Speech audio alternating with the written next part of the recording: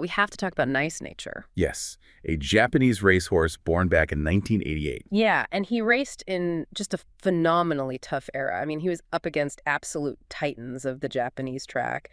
Giants like Tokai Teo and Majiro McQueen. Those are some huge names. Oh, absolutely. But next to them, Nice Nature carved out this incredibly unique reputation.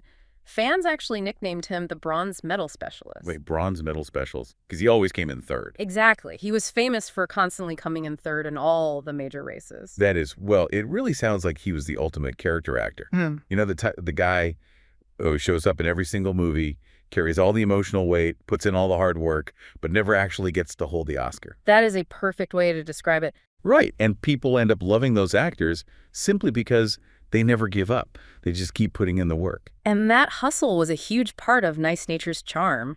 The crowds, well, they weren't laughing at him for finishing third. No, they respected it. Right, they really respected the fact that no matter how badly he was outclassed by these legendary champions, he just kept fighting for a spot on the podium. But that brings up a really tough question.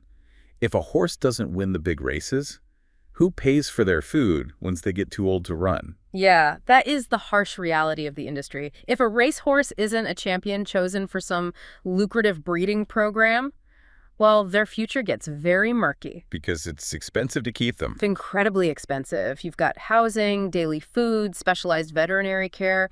A lot of retired horses simply fall through the cracks when they can no longer compete. Which is just heartbreaking. His supporters launched the Nice Nature Memorial Donation. Oh, wow. Yeah, they organized it every year on his birthday to fund his long-term care. And eventually it funded the care of other older horses in the exact same boat. Okay, I can totally see hardcore racing fans doing that in the 90s. But looking at our timeline, there is this massive explosion in donations decades later. Oh, millions of yen pouring in. Right. So how does a retirement fund for a 1980s racehorse suddenly capture the attention of a brand new generation of non-racing fans?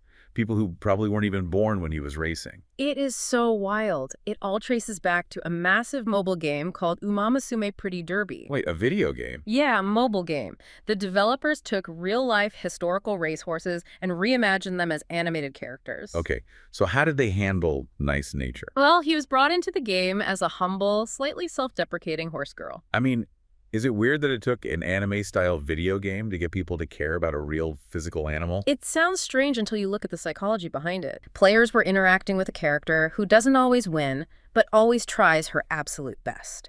And that created a deep emotional connection. A remarkably deep connection, yes. So how does playing a game on your phone turn into real-world cash for a horse sanctuary? Well, gamers started researching the real-life inspirations behind their favorite characters. Oh, and they found out he was still alive. Right.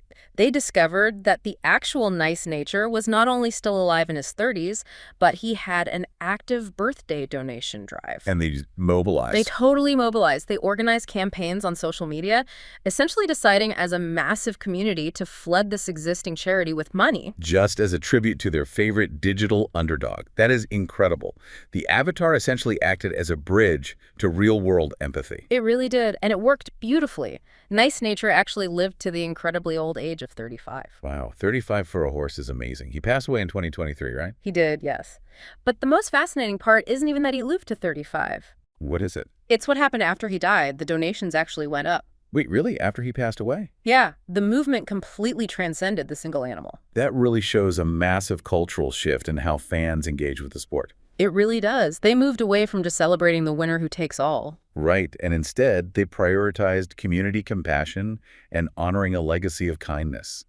It turns that old history is written by the winner's idea completely upside down. Absolutely. It's such an amazing story.